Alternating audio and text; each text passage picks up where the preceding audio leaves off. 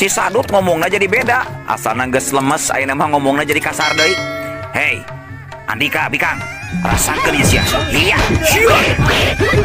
Si Sadut langsung nyebrut narajang, nyabetkeun bedogna ka eta si Wanoja. Iu, kuilang. Yuk. Gerakan si Sadut nalika nyabetkeun bedogna memang lumayan cepet.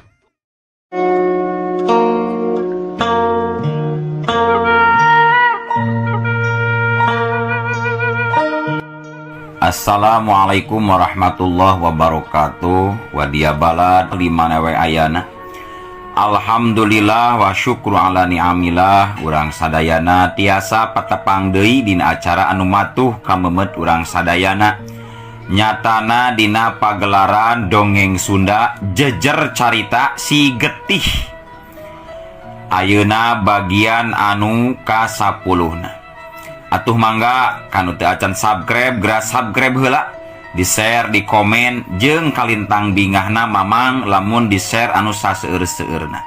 Ngarah langkung pogot sareng sumanget ka amang anu nyandak dongengna.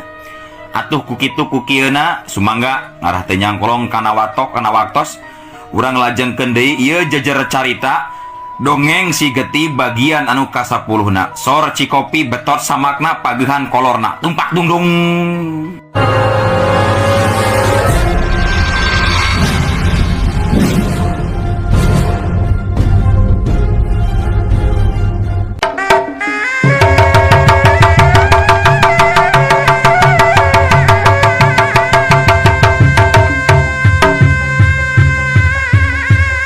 Sakarwati sarua harita tibatan lawana anu kabeunangan ku panarajangna malah ngadon awakna sorangan anu tuluy ngajengkang ka tukang ngagedebut sarta ngutahkeun Getih hirup lalambaran lantaran dadana kabeunangan ku gempuran pereupna si Caping Sakti. Sakarwati kartiwa ngagorowok kaget sabab ningali Sakarwati jol ngajengkang bari utah Getih. Cek akang oge kumaha Sakarwati, ulah milu ulah maju bahaya. Cek Kartiwa. Sakarwati teu nembalan ngadon batuk.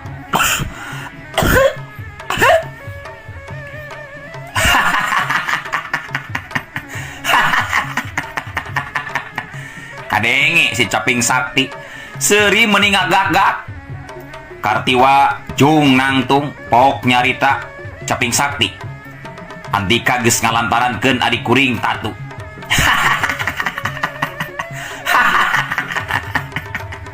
Bongan saha tuh? Bat wani narajang ka diri kula jadi wayah ya wayamut wayahna utah Getih utah uger jeung ngajengkang. Sanggeus ngomong kitu si Caping Sakti ngagorowok bari maju narajang. Awas Kartiwa, iya, cia, corela, jelem, koleba, wuk, hiu. Kartiwa, anu diserang ngadadak seperti itu, bari serangan si Caping Sakti dibarengan ku ajian kilat sagara. Atuh, manehanana teu bisa nyingkaan panarajang si Caping Sakti. Wuk, hiu, jebrot, des. Aduh, cengkang, ketebut. Kartiwa ngagerau deui bae harita. Malahan mah lamun seug tegancang ngajaga kaseimbangan badana, pasti awakna Kartiwa teh bakal rubuh maring lemah. Lantaran ditarajang deui ku si Caping Sakti tur iga burungna anu kabeunangan. Koneal, cari jeug. Katempo harita Sakarwati masih keneh panasaran jika nama tuluy nangtung bari srog ngawangun kuda-kudana jeung pasangan. Manehanana teu narima moal ngantep lamun maseug nempo Kartiwa anu ngajengkang ka tukang, maka kapaksa manehanana kudu maju dina rajang ka si Caping Sakti. Si Caping Sakti ngadon cengir deui wae.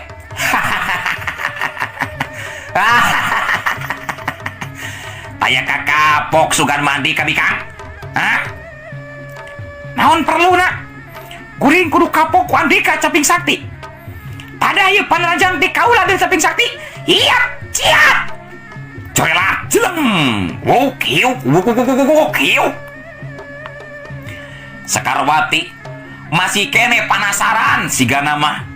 Tuluy maju deui Narajang kasih Caping Sakti. Satu tas tadi manehanana utah uger tanpa bisa dihalangan atau dihulag ku Kartiwa.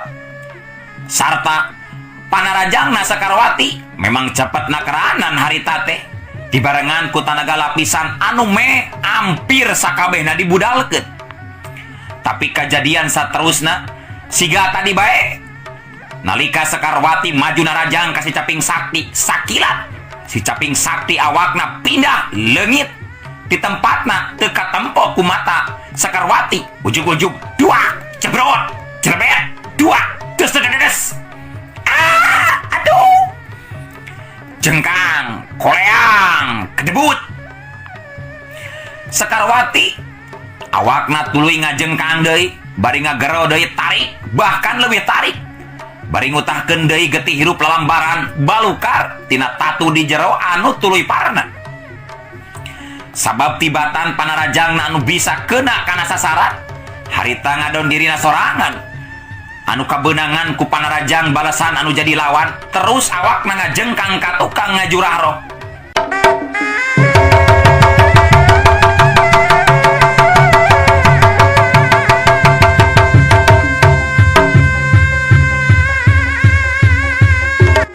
Kartiwa ningali eta kaayaan karak oge manehanana nangtung gancang muruk ka pelebah Sakarwati ku Kartiwa gancang diburu. Laju seetik gedena ku Kartiwa dipulihkeun deui tatu Sakarwati sangkan ulah ripuh teuing kayaanana. Jeung sakitu mah untung Sakarwati daya tahanna cukup kuat. Lamun masih henteu tan wande kusakali gempuran oge Sakarwati tadi bakal langsung aja lebih binasa ku kahebatan tenggelan ilmu si Caping Sakti. Pok Kartiwa cumarita ditujukan ke Sakarwati. Istirahatkeun heula Sakarwati.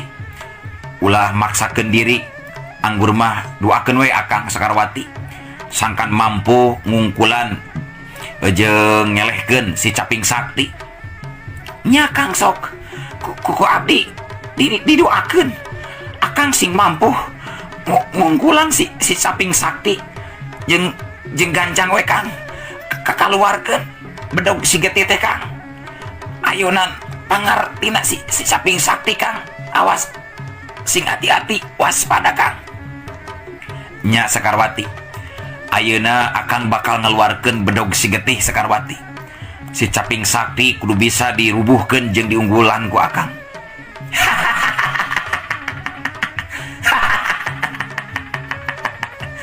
Kalakang ngobrol kedewe atuh ngobrolna sanggeus Arandika jadi bangke di patempatan deuleu. Si Caping Sakti kadenge siri deui bari ngahampas ka Kartiwa katut ka Sakarwati. Kartiwa teu nembalan dirina husu ngarapal jampe khusus pikeun ngabijilkeun si getih tina warugana katempo bibirna kunyem-kunyem. Si maing si mamaung aing ka si maku maung lompat aing lari maung tijalikeun aing seuri hahaha mursia cukup umur sia ka kursak itu. Teu lila pucung hul bedog si getih tembong keluar tina ragana Kartiwa bari ngagebur hurung cahayana warna bodas. Wur. Tuluy eta bedog si getih teh ngalayang ka hareupeun Kartiwa anu keur ajeg nangtung. Si Caping Sakti kaget hokeun nempo eta kaayaan ngomong sorangan dina jero hatena. Bedog si getih nyaan paingan pada merebutkeun atuh horeng sakti eta bedog si getih teh. Tuah kasaktena karasa ku diri aing dalam rumah beunang ku diri aing cadut teuing kudu dibikeun kasih raja Tumariswana. Geus wae meureunnan dipimilik ku diri aing tak bedog deh pikeun nambahan kasaktian diri aing. Kitu ceuk si Caping Sakti dina jero hatena. Pok kadengi Kartiwa cumarita. Caping Sakti, ayeuna urang cobaan tarung make pakarang. Hayo Caping Sakti, kaluarkeun pakarang Andika, coba kaluarkeun. Ceuk Kartiwa bari gancang newak pera bedog si getih anu keur ngalayang set jeleng kep.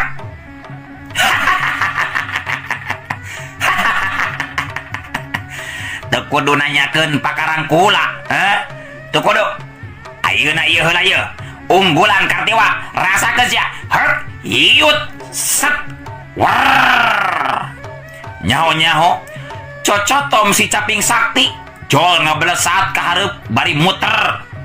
Sarta bari disadang hiung bangbaran, mata katorekan ceuli jalma nu ngadengena. Harita cocotom Sakti ngarah kana sirahna Kartiwa. Kartiwa ngalenyap hatena, sadar dirina biheung teuing bisa nyingkahan eta cocotom. Tapi pikeun Kartiwa ge teu sadar harita teh sanggeus nyekelan gagang bedog si Geti. Kakuatanana jadi tambah 10 kali lipateun kecepatanana. Bahkan gerakan badan oge leuwih cepet jeung nambahan kuat.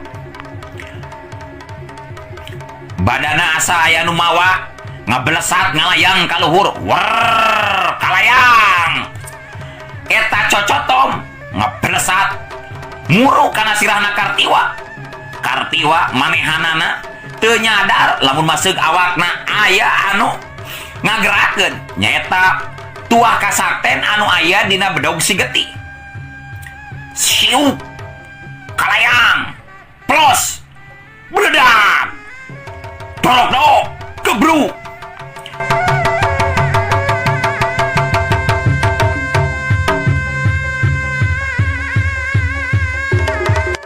Tetela cocotom si Caping Sakti teh ngablesat handapeun sukuna Kartiwa anu keur ngalayang ka bawah ku tuah kasaktena bedog si Geti.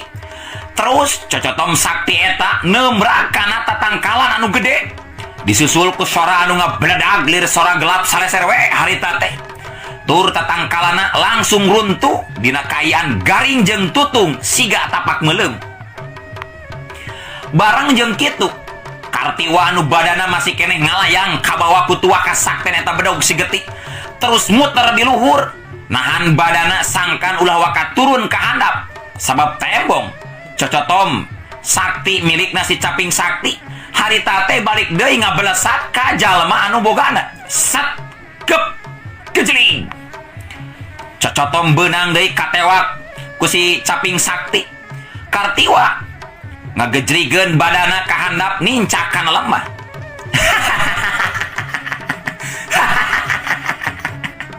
Si Caping Sakti seuri di we harita teh jeung aneh.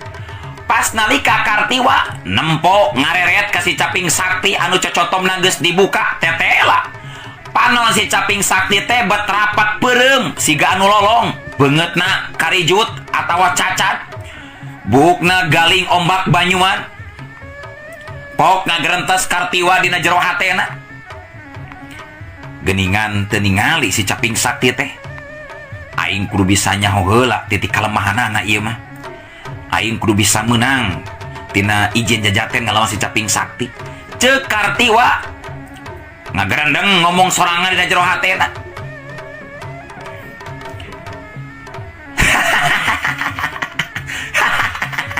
Gerak maju deui Andika Kartiwa. Gerak maju deui sor. Andika kudu gancang dibidasakeun ku diri dewek deuleu. Sarta eta bedog si Geti kudu gancang bisa dipemilik ku diri dewek. Heug Caping Sakti. Tandah ieu. Hiat, corelak, jeleng, gajeleng, kolebak, kulilak. Kartiwa ngajorelat deui luncat, nyabetkeun bedog si Geti muru kana badana si Caping Sakti. Tapi si Caping Sakti oge rikat, manehna gancang nadah panarajangna lawan ku cocotomna. Sabuk kulilak, bret, bret. Bedog jeung cocotom si Caping Sakti diaduk. Cocotom si Caping Sakti beunang rangsak kasabat ku bedog si Geti. Si Caping Sakti ngaranjug kaget sabab asa piraku cocotom senjata andalanana bisa kacacat ku sabetan bedog si Geti milikna Kartiwa. Kurang ajar, cocotom aing rungsak. Rangsak jahanam Andika Kartiwa. Andika meureunnan anu jahanam mah Caping Sakti. sarta teu mikir manya cocotom dipake pakarang atuh. Diadukeun jeung bedog deui. Cocotom mah yeuh dipakena oge kuduna rek ka sawah mun rek macul eta kakarak dipake cocotom sabab bisi kapanasan, lain dipake tarung seperti kieu. Caping sakti lamun maseg ti beurang harita beuki atra katingali beungeut si caping sakti nalika ngadenge omongan Kartiwa seperti kitu jiga nu hampas ka dirina katembo beureum geuneuk kadang jadi siga nu pikasieun. Modar sia Kartiwa. Si caping sakti ngolebat deui narajang ka Kartiwa. Kartiwa mungguh asa aya deui anu mawa. Manehanana teu ngarti jeung teu nyadar yen tuah kasakten tina bedog si getih teh harita mamawa kana badan Kartiwa, badan jeung leungeunna teh hese dikendalikeunana ngajorelat tur mampu nyingkahan panarajang si caping sakti. Malah kejadian saterusna munggu di luar dugaan Kartiwa jeung si caping sakti. Bedog si getih langsung nyabet kana pigeulangan leungeun si caping sakti nu katuhu. Bari cocotom anu geus rawing sisina atawa rangsak ruksak ku bedog si getih tuluy leupas dina cekelanana. Siut kurilap bret bret celeng aduh. Si caping sakti ngegero nahan ka nyeri. Getih muncrat tina pigeulangan leungeunna anu belah katuhu bari buntung leungeunna.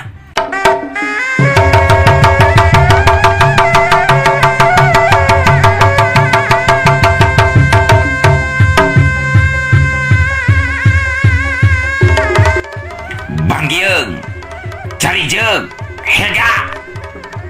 Si caping sakti ngahegak ngatur napasna. Kayaan si caping sakti harita mah puguh jadi beda.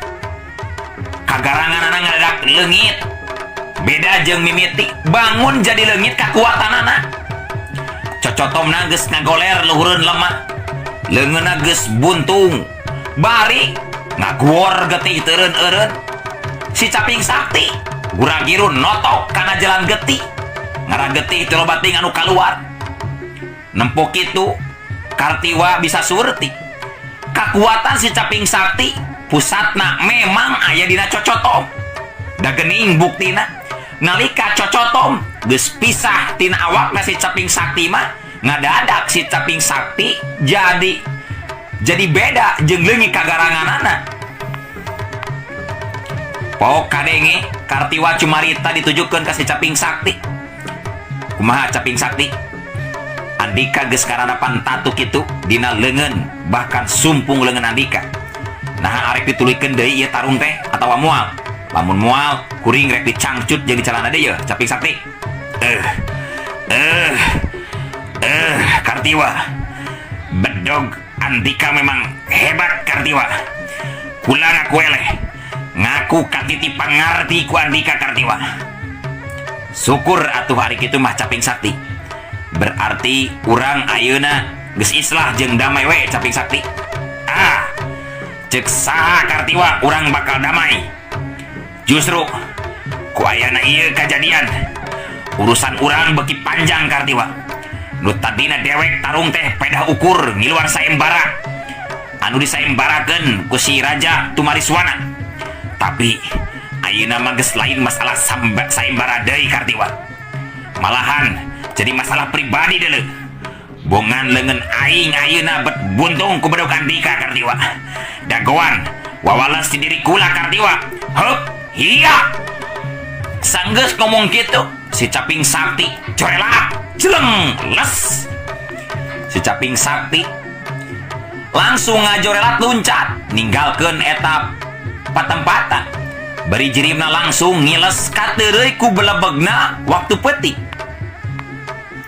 Kartiwa rada ngarawuh dina jero hatena sabab teu nyangka sacongo buuk dirina bakal boga lawan anu sakitu kuatna. Manehanana jadi ngarawuh deui dina jero hatena bakal leuwih loba deui anu ngakalakeun jeung anu ngudag-ngudag nyawana jeung disayembarakeun ku jalma anu sawenang-wenang dina tindakanana nyaeta Raja Tumariswana. Sakarwati anu karek pulih kakuatanana harita terus tumanya bari nyamperkeun ka Kartiwa. Kumaha Kang? Tina naon Akang? Alhamdulillah Sakarwati, Akang tina naon. Ngan hanjakalna teh eta si Caping Sakti naha betuluy dendam ka Akang Sakarwati. Tapi Kang, katembong teh panangan si Caping Sakti jika buntung Kang. Di jalana oge buah moalila deui Kang, manehna teh bakal pae Kang. Duka tah Sakarwati masalah eta mah. Da katempo ku Akang mah tadi si Caping Sakti gancang notok kana jalan getihna. Leungeuna anu buntung teh harita ditotok, manehanana tuluy hirup deui atawa moalna nya duka teuing Akang kurang apal Sakarwati. Mohon atuh Kang duh. Nah, bet tambahan tuluy masalah teh nya Kang nya. Tapi teu naon ketang pangalaman jeung urang duaan nya Kang. Kumaha ari Sakarwati anu naros nyalira diwaloroge ku salira. Aneh deh Sakarwati mah. Ih, Akang mah ciwit gerak. Aduh, galaknya Sakarwati teh ulah galak atuh Kang. Ayo Akang, mending istirahatkeun ayeuna mah Kang. Tos wengi teuing urang beuntak. Eta si Getih geura bunian deui Kang, bisi aya anu ningalieun. Oh nya hilap, duh. Hilap Akang Sakarwati. Kartiwa harita gancang ngasupkeun deui bedog si Getihna nyuruh asup kana badan Kartiwa. Peuting harita anu kaalaman ku Kartiwa jeung Sakarwati munggu mata keruas kareureuhnakeun. Sabab rek teu ruas kumaha lantaran peuting harita manehanana duaan bet kudu ngalaman panggih jeung hiji jalma anu sakti mandraguna. Kasaktianana lain bantrak-bantrakeun pangartina meh wae maranehanana cilaka. Jeung mampu sotenanan nyang hareupan si Caping Sakti sabab dibantu ku bedog si Getih anu memang neundeun 1000 kakuatan. Lantaran lamun maseug teu dibantu ku bedog si Getih, najan maju babarengan oge can puguh tangtu mampu duanana ngungkulan pangartina si Caping Sakti. Tur can kungsi manggihan jago saha bae anu mampu mapakan pangate si Caping Sakti. Da memang si Caping Sakti dina waktu harita mangrupakeun jawara pilih tanding bari anu katelak kejem jeung katelengesanana. Waktu terus lumaku marangan insan anu magelaran di alam pawanangan. Wanci peuting kiwari geus kalindih ku wanci beurang. Manuk-manuk laricit di sarada bari nyitiskeun jangjangna. Murageun ci ibun anu masih keneh nyalangkrung dina amparan jukut jeung dangdaunan. Marangan kana lengkahna Kartiwa jeung Sakarwati anu neruskeun deui lampahna.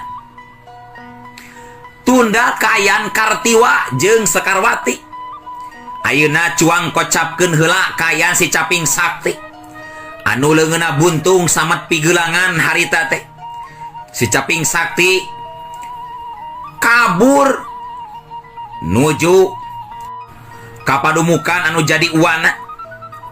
Sanggeus nepi ka tempat anu jadi uwana, si Caping Sakti katempo harita teh keur ngobrol jeung uwana anu mana uwana hiji lalaki anu rada umuran anu katelahna nyaeta Ki Buyut Unggara Pancasona sarta dumuk matuhna teh nyaeta aya di Guha Karamat. Si Caping Sakti kadenge harita anu keur cumarita. Tah kitu jadi kitu wah kajadian sabenerna teh. Lengan kuring buntung alatan disabet ku bedog si Getih bogana si Kartiwa kitu wa. Ceuk si Caping Sakti bari diuk sila hareupeun Ki Buyut Unggara Pancasona anu jadi uwana. Ki Buyut Unggara Pancasona gancang nembalan sorana rada peura. Ngan untung nawe leungeun si laing kaburu diubaran ku dewek sarta ditotok jalan getihna ongkohan kusilaing tegugup barang jeng lumangsungna kejadian. Puguhan nyawa untung pisan kuring teh henteu gugup. Kuring langsung notok jalan getih pigelangan lengan kuring. Jadi weh lengan kuring anu buntung lebah pigelangan teh henteu loba teuing ngaluarkeun getih wa. Tapi lamun seguring kudu tarik cilaka mah wa biheung teuing bisa nepi datang deui ka ieu patempatan paling oge paeh di tengah jalan biakeun getih wa.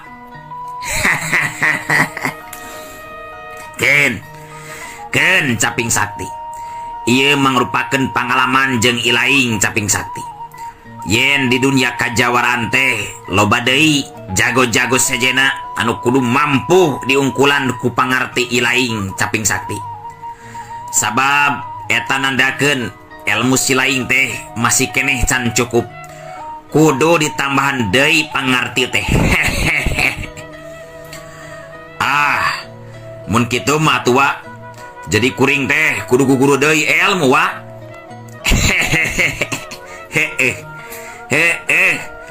Maneh teh kudu guguru deui Caping Sakti. Tur guguru ilmu ulah kanulian tapi kudu kadewek. Ngarah ilmu silaing beuki sampurna. Ilmu pancasona jeung ilmu-ilmu sejena anu aya di diri dewek bakal diturunkeun ka ilaing kabeh ku uwa. Tapi engke ayeuna mah urang buktikeun heula ilmu dewek anu araheng-aheng ieu. Sangkan silaing percaya kumaha ketak kemampuan dewek dina ngelehkeun aju dilawan. Ayeuna ngarah supaya Andika percaya kana kehebatan ilmu dewek.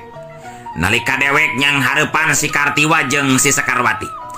Ayeuna mah hayu cuang miang Caping Sakti anter ayeuna dewek pikeun neangan eta dua mangluk pikeun adu hareupan. Hayu atuh wa. Hayu wa cuang miang jeung sugan we deui. Urang duaan bakal langsung bisa panggih deui jeung eta dua mangluk teh wa. Oge syukur ari wa guru langsung nyanggupan kana pamenta diri kuring sakaligus nganggap murid ka kuring wa. Tong wakaloba ngomong Andika Caping Sakti. Dewek geus ara teu leungeun ieu puguh. Geus lila hayang ngasaan deui neunggelan jalema. Hayu sia teh. Ulah loba ting cumarita Caping Sakti. Urang mantog. Dewek teu tarima ieu. Aing boga alo leungeunna jadi buntung sabat seperti kitu. Jadi aing kudu buru-buru nindak ka si Kartiwa jeung si Sekarwati Caping Sakti. Oh nya atuh hayu wa guru. Geus puguh kitu mah duanana tuluy bareng arindit ninggalkeun guha Karamat pikeun terus neangan Kartiwa jeung Sekarwati lantaran duanana jadi keul jeung dendam ka Kartiwa jeung Sekarwati. Sedengkeun Kartiwa jeung Sekarwati anu keur ditayanganana harita teh keur ngadon reureuh di hiji warung anu aya di hiji pilemburan. Punten mah sim kuring seja nyuhunkeun dua alas sangu sareng lalaukna mah. Sim kuring duaan kalaresan nuju hoyong neda ieu teh mah ceuk Kartiwa anu harita nyarita ka tukang warung menta alas sangu. Sumohon mangga Den. Oke Nyimas mangga. Sareng naon lalaukna atuh manawi? Si emak warung anu sikapna ajrih. Ngahehe, gancang manehanana mairan alasan sangu kana piring seng. Lalabna mah sambal we mak. Anu gampil ngarah teu hese kuprak-keprakna. Jawab Kartiwa anu harita diuk karendeng jeung Sekarwati dina bangku anu rada panjang. Sarta kabeneranna teh di eta warung ngan ukur Kartiwa wungkul jeung Sekarwati anu keureureuk jeung rek dalahar. Can katempo anu sejen mah can aya jalma sejen anu rek leureuh di eta warung. Mangga atuh Aden Nyimas. Wilujeng taruang di warung Emak Ocoh. Si emak warung anu nyebutkeun ngaranna Emak Ocoh harita tembong manehna ngasongkeun dua alas sangu ka Kartiwa jeung Sekarwati nu harita hayang nginum. Aduh, ieu hayang nginum heula pamirsa. Ku Kartiwa jeung Sekarwati gancang di tampanan eta dua alas sangu teh.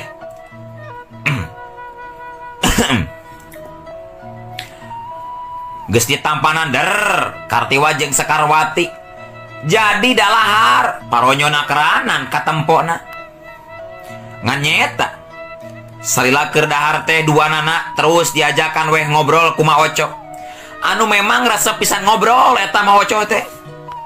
Sok komo deui ieu ka jalma anyar pinanggi pok kadengi Ma Oco anu keur cumarita.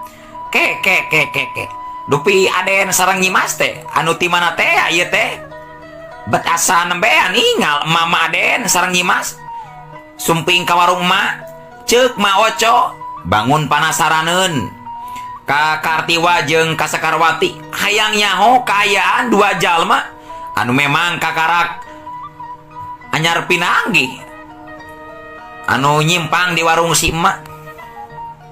Sekarwati anu tadi jarang nyarita manehanana ngawalon nami abdi emak Sekarwati emak sareng ieu pun lanceuk jenenganana Kartiwa emak ceuk Sekarwati laju ngahuap deui selebok.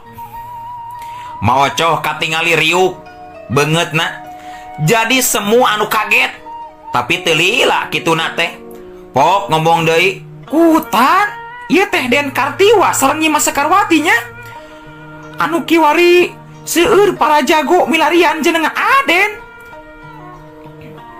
Mohon mak geuning terang mak terang pisan atuh Aden margi ka warung emak kantos aya 3 jalmi pilih ganti sumping ka warung emak cenah tapi dina kayan keur kitu ngadadak ujug-ujug euleuh waktosna kabujeng seep wadia balat keun atuh insyaallah enjing pageto urang lajengkeun deui hayu.